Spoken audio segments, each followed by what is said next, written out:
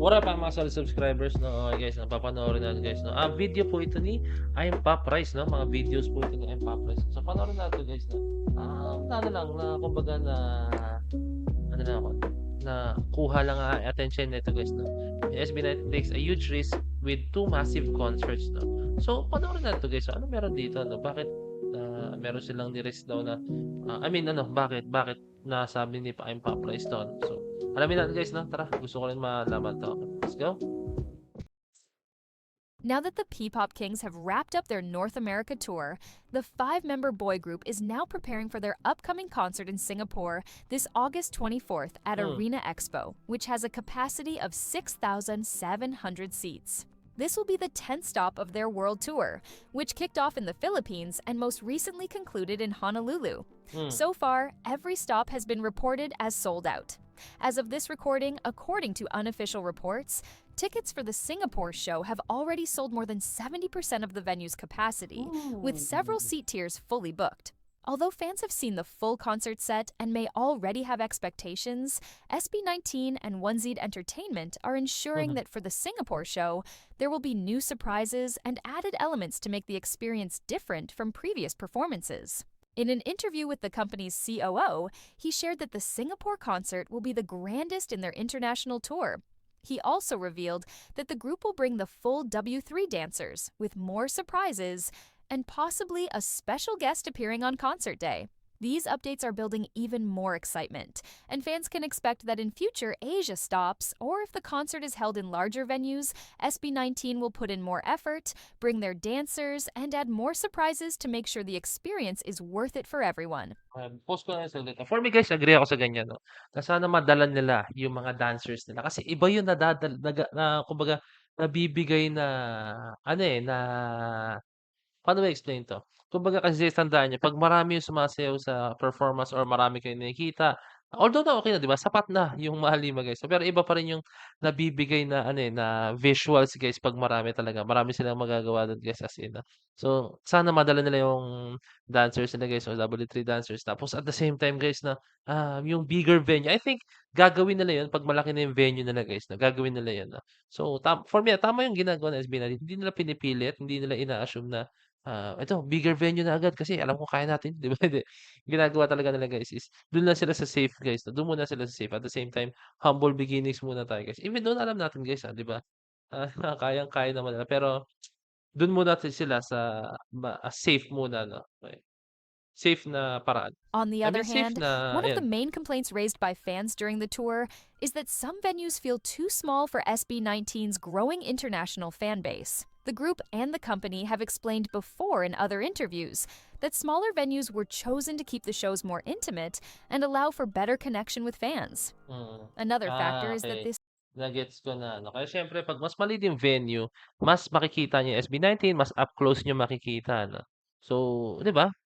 Ang ganda ng iniisip nila 'no, hindi nila iniisip agad yung alam niyo na ito, 'di ba?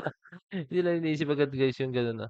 Talagang mas iniisip nila yung ma-feel ng crowd, ng fans, yung SB19 'no. Kasi kahit sino naman guys, kahit sinong idol natin guys 'di ba, gustong-gusto natin malapit tayo sa mukha nila, yung mga gano'ng klaseng moment 'no. Kaya ang galing, galing. Sobrang ganda ng strategy nila 'no. So, inisip natin na siyempre humble beginnings, I think kasama na rin yun 'no, pero ang pinaka-reason pala talaga ano, yun nga gusto ng SB19, 1C Entertainment na up close nilang mapanood ang SB19. Saw World Tour is the group's first international run under their new self managed company, and they are still carefully weighing risks before making big changes that could affect future activities. According to reports, the original plan for SB19's Singapore stop was a 1,600 seat theater.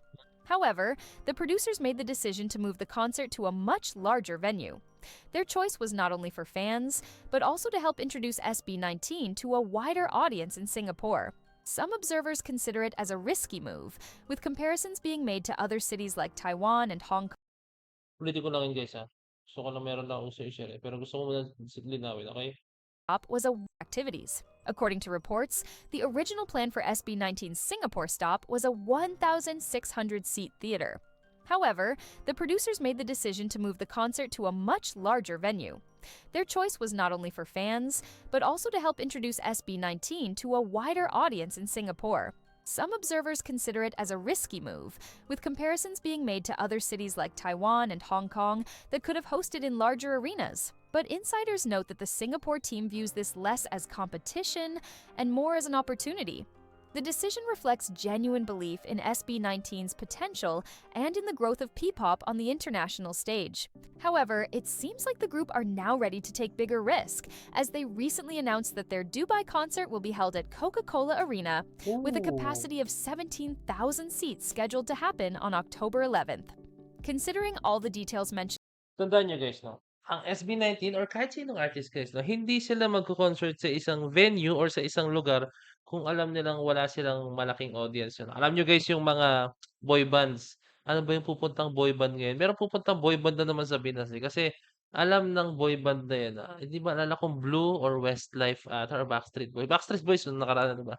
Alam kasi nila guys na grabe yung, fan base nila dito sa bansang 'to kaya nag-survey sila and alam nila meron naman silang ano diyan guys, eh, meron silang, tawag dito, geographic graph something mga gano'n.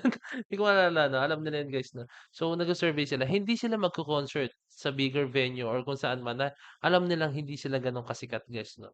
So, I think gano'n yung ginagawang atake din ng SB19 since alam ng SB19 na marami silang audience dito 'no. So ganyan yung ginagawa nila 'no. So, hindi ko sinasabi guys na porket maliit yung venue ginagawa nila ro'n sa ibang lugar dahil ba maliit yung audience nila ro'n, yung fan base nila ro'n 'no, hindi guys.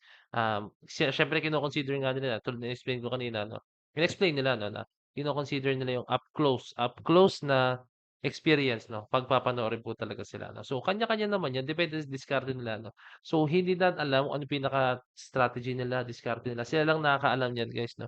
So ang atin na lang guys is irespeto natin and suportahan natin yung desisyon nila. earlier, fans can expect that with this being the largest venue so far, SB19 will make it extra special and possibly the grandest stop in the entire world tour. According to unofficial reports, several sections are already sold out, with only 667 seated tickets remaining. It's definitely a big risk for SB19 and their team to stage concerts in much larger venues outside the Philippines, but this is something fans have long hoped for, as the group truly deserves bigger international stages. With bigger venues, higher production, and more sold out shows, SB19's world tour is clearly evolving with every stop. But with all these upgrades, what do you think matters more for fans? Please share your thoughts on the comments, and thanks for watching. Ako guys, for me, agree ako kung ano magiging desisyon ng SB19 pero ako guys, I'm 100% sure next year, I think sa world tour ng SB19 kung meron man silang world tour ulit na next year na, I think magso-switch na sila sa bigger venue 'no, since every concert nila guys talaga is nagse-step up sila 'no.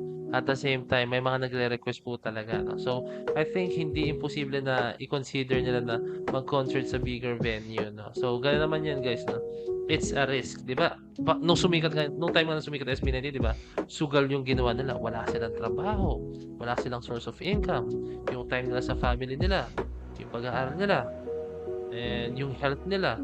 Napabayaan din nila 'no, pero tingnan niyo kung anong nangyari 'di ba? Ang lumabas ang pinakaresulta SB19 na 'di ba? So ayun, ganyan naman 'yan, it's a risk guys 'no.